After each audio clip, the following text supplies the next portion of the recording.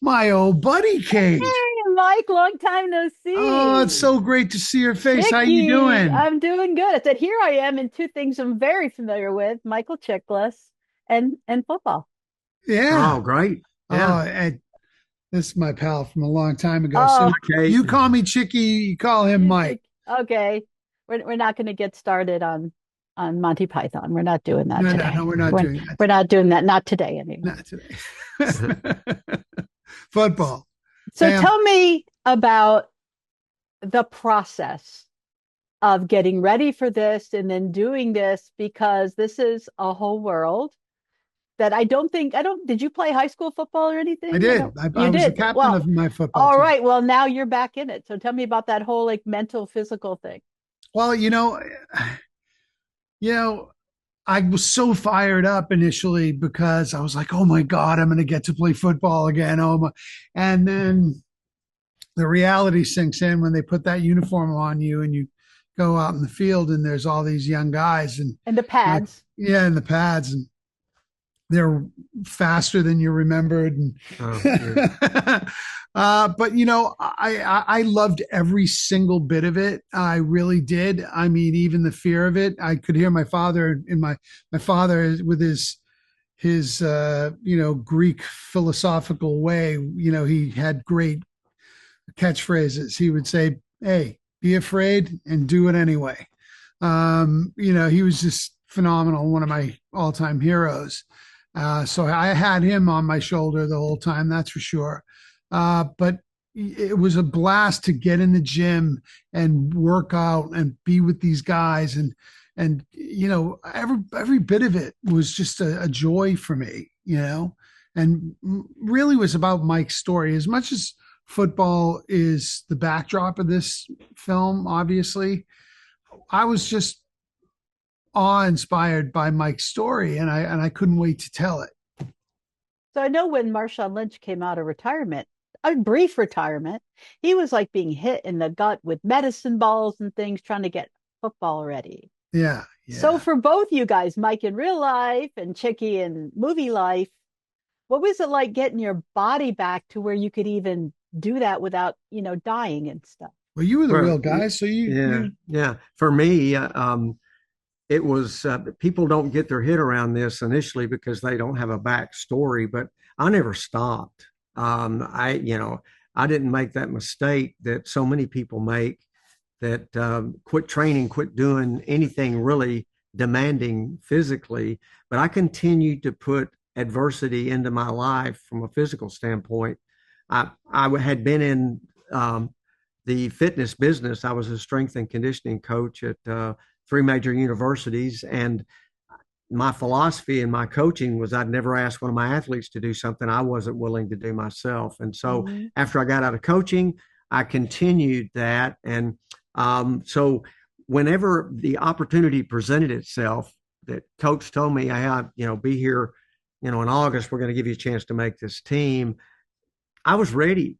I was ready to step in, and it wasn't like because I've listened at age 59, and coach says, come on out for 2 days. If you're not ready, you're not going to get ready to play college football. no, No, I've been I told was there's in shape and then there's in football shape. football yeah, shape, that's yeah, right. and it's a big difference. Yeah, And then when I put that helmet on, I always had a philosophy about those linebacking positions. One of them's mine.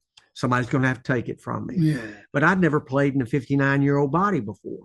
And, the recovery is just not there. right. And so that was the biggest issue to deal with was recovery. Same. Even just doing it, like I had the luxury of saying to a stuntman, "Hey, you want to take this hit for me?" But listen, I did all the training sequences and a lot of the hits and running and sprinting and all that. And I remember that scene where I try to intercept the ball in that first sequence, and we did that about 10 times in a row where I have to hit the ground Ouch. and where I had to dive and hit the ground and dive and hit the ground. And the next day, I was like, because again, 59, I was the same age as Mike when I did this movie as he was when he made his Yeah. comeback. So that was just really challenging. Hey, I believe in the cold plunge. It's a real thing. It is. Yeah. One of the things I really liked about this film that I'm sure also occurred in real life is the way that the mature guy could bring the wisdom to the young guys, but still treat them as equals. So if you could sort of talk about the, either from acting perspective and also from a real life perspective. Well, for me, that was the whole reason behind going back. Is I knew that I there was nothing I could do to overcome the regret that I had from the past, but I felt like if I could do something positive, I could change the meaning of that regret in the past. But I had to be a player to do that. Mm-hmm. I couldn't go in as a volunteer coach and have the impact that I knew that I could have once I put those pads on, because it's just different when you're a teammate versus a coach. It's received in a whole different way. And so it was, again, by the grace of God, my ability to make that team as a player, as a linebacker, that enabled me to speak into the lives of these young men in a way that otherwise I never would have been able to accomplish. Here you are, Chicky, with all these young pups. My favorite part of the film, I'm a team player. I believe I've always been that. I was the captain of my football team when I was in high school. There's something about the camaraderie of being on a team and working towards a common goal with a group of people, and that carries over into everything I do. My film and television career, theater.